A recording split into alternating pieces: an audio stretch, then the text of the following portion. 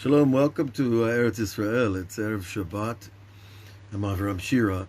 And this week's parshat, Ki Tavo, is a very interesting beginning to understand what it means to come to the Holy Land. In the first verse of the parsha, it tells us, Ki Tavo la'aretz, l'rishta, l'nachala, l'rishta, l'shevet ba. Right, 3 levels of coming to the land. 3 levels of experiencing this divine promise that was made to Abraham. And we hold God very tightly on his promises. It's not like some other people's promises. Make promises, there's always a question behind it. Is the promise going to be good? Can we rely on this? Can I feel relaxed about the agreement? But with God, I never feel the doubt. If he makes a promise and he puts it in a book, and people have been holding to him to this promise for 4,000 years, then why wouldn't he keep his promise good after all? And God promised Abraham the land, and he promised we would dwell here in betach, in peace, in confidence, in faith, in trust. So these 3 levels to receive the land, nachala means an inheritance. In other words, if you're a Jew, then you have an inheritance in this land. Now what if you're a convert? Well, then you inherit after you convert. And if you're a non-Jew, well, then you come along and we'll work it out afterwards. But really, of course, there's place for non-Jews in Eretz Israel. Each person at their level. But the idea of an inheritance is just, it's like your father. He comes and says, I have this treasure chest under the house, and I'm giving that to you. That's a nahala. It's something that's coming to you by virtue of being in a family or being related to somebody. It's not coming to you because of your virtue or because of your hard work or because you're a nice person. It's because of a prior connection that you did not actually earn. So nachala is a type of joy where, you're promised something and it feels good. I believe, I hope. I hope you come true, God. I hope it's going to work out. I'd like to believe it. Part of me is not so sure. Part of me doubts I want to be there. I want to be in this land. Well, right now, if you look at the rest of the world, it doesn't seem like there's any place that's safe from chaos and from confusion and from falsehood. But nonetheless, the first level of joy is the hope and the idea that you're going to receive something special. Now that releases chemicals in the brain and it releases imaginations in your vision center. You start to imagine, what's it like to live in the land? Where will I live in the land? On the ocean, in the mountains, in the valley? What kind of life will I lead? How will I make a living? Where will my kids go to school? It's a lot of questions. But we have to believe that if God makes a promise, he's not going to drop us in the middle of nowhere with nothing. That he's going to make good all the way to the end. That he's not going to take you from being a millionaire on Rodeo Drive to become some, homeless guy in Tel Aviv. God's promise is good all the way to the end of who you are. Whatever you are, he's not going to drop you from your level. The halacha says when a rich person loses his wealth, the community is obliged to support the man at the level he's used to. Now, it's a very interesting halacha. How can the Torah make this law? If you're used to making a certain amount of money in New York City or in LA or Miami, wherever you are, then God's promise is you're going to be able to live at that level in Eretz Israel. Now, it might be literal, it might be figurative, that depends on the numbers. But what we do see is God He himself tells us to do that for somebody who has a bad day in the market and he loses everything. We do not leave him on the floor. We do not leave him homeless on the park bench. That's a Jewish tradition. And so if God holds us to it, we can certainly hold him to it. So this is the first issue of Nahala, of an inheritance to Eretz Yisrael, means God's going to make good on his promise, and I hold him on that. And I believe it, and I've seen it in my own life. I got here with a backpack, and I still have a backpack. Maybe a little bit more has accumulated in the garage. But really, I think you understand that when we talk about Nahala, it's something that's coming to us by virtue of being a Jew. Why not take advantage of it? Why not claim your own peace? Now the next level, Lerishta is another word for inheritance. Shalom Megangi. Kinagu. I hope I said that right, Megangi. Welcome from Kenya. The next level of Arishta is a level of inheritance where you go get the paper and you show up at the land. And this is your plot, this is your farm, this is your house, or maybe it's the 90th floor. I don't think there's any 90th-floor buildings in Israel. The 30th floor of an apartment building. When you take possession, that's Larishta. Okay? You take possession of the land. It's no longer an imaginary promise in your mind and in the book of God. It's real. You get the key. You walk in. And you look around and you can't believe you're here. I remember the first days I was in Israel.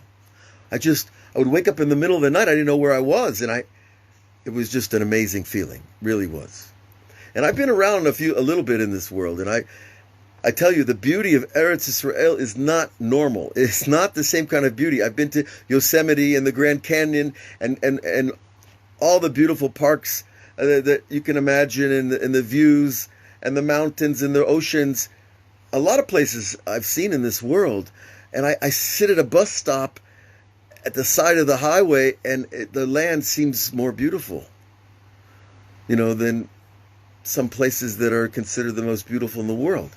So it's not necessarily the physical perception of the contours of the land, the colors of the sunset, the beauty of the landscape.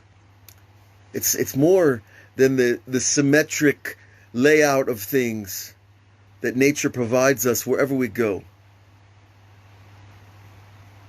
It's something else is breathing in this land. You feel it on the airport, on the asphalt.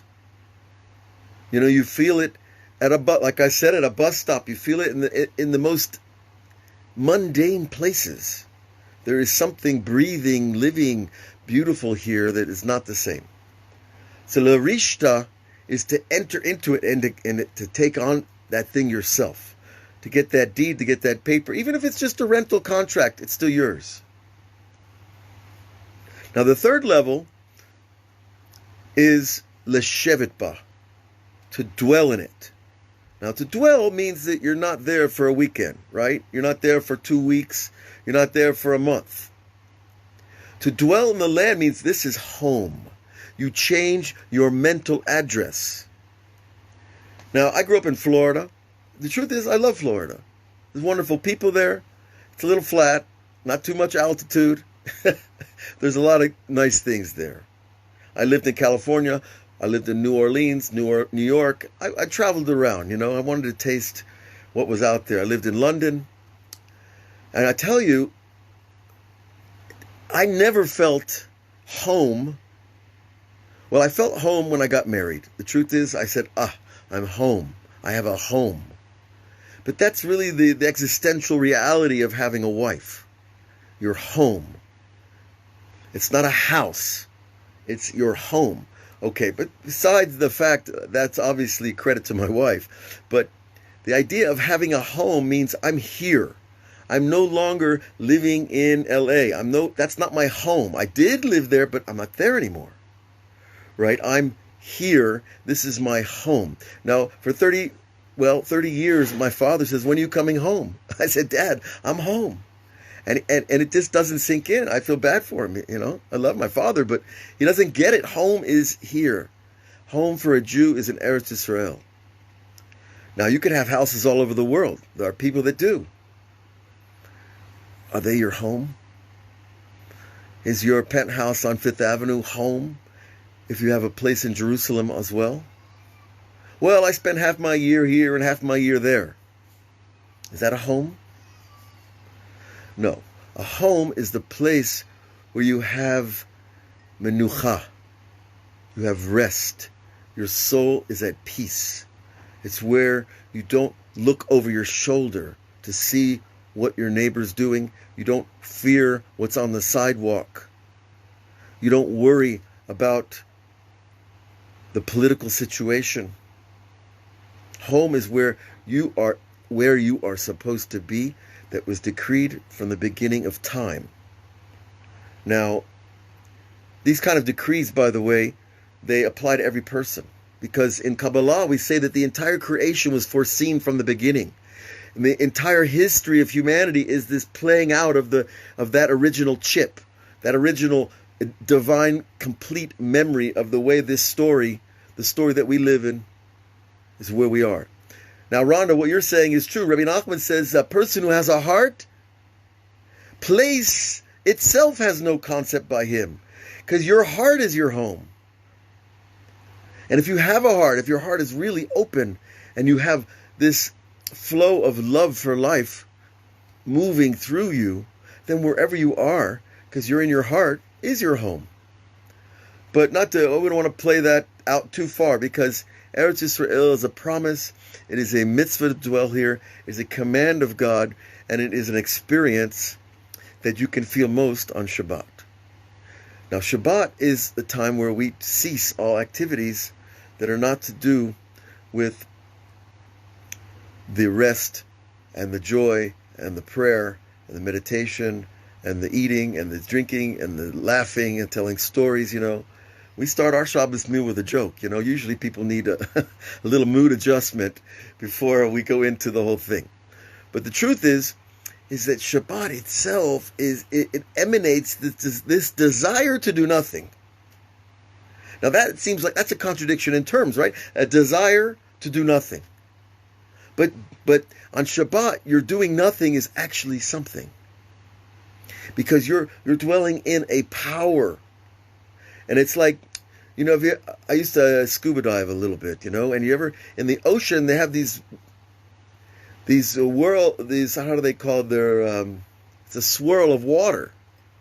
And it will bring you, it'll suck you into the water and hold you there.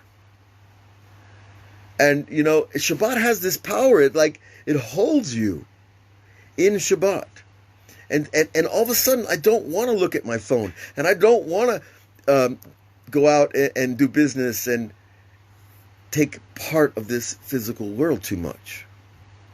That's the power of Shabbat. It resets us. It gives us a new connection to the mitzvot and a new connection to ourselves and the people around us. And I notice that people are usually on better behavior on Shabbat, which is also nice. It helps, So I want to bless everyone to come to the land, to understand it's your promise, to understand you just have to get a hold of something here, and then you have to stay. Now, a lot of people come and then they go. So they haven't finalized the mitzvah, the leshevet ba, right? To dwell in the land means to stay a while, to let it sink in. When I go up north to Rabbi Shimon Bar Yochai or to Tzvat, I don't want to leave right away, because I want it to sink into me. I'm a sponge for that power that's there, and I want to stay with it for a while. I don't want to just jump in, get off the tour bus, go say my little prayer, and get back on the bus.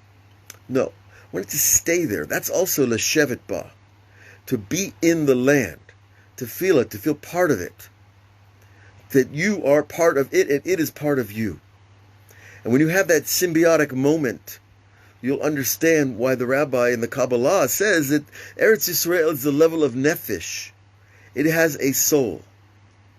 It has a soul. Now, it might not talk very loud, but if you have the ears, you just might hear it calling you. God bless you all. Have a great Shabbat. Have a good weekend. and stay away from the news. You know, it's healthy. Give yourself a break. And we'll see you next week on all the platforms. Shabbat Shalom.